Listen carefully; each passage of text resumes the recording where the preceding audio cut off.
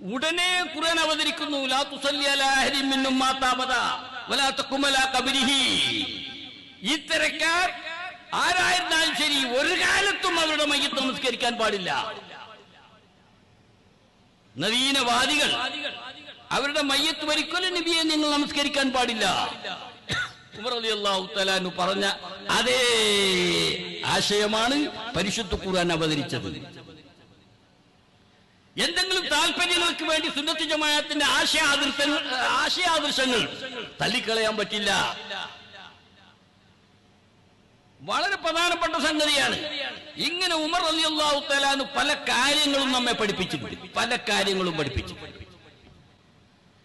സുന്നത്ത് ജമാഅത്തിനെ സംബന്ധിച്ചിടത്തോളം അദ്ദേഹത്തിന്റെ വാക്കുകൾ അവസാനത്തെ വാക്കായിരുന്നു.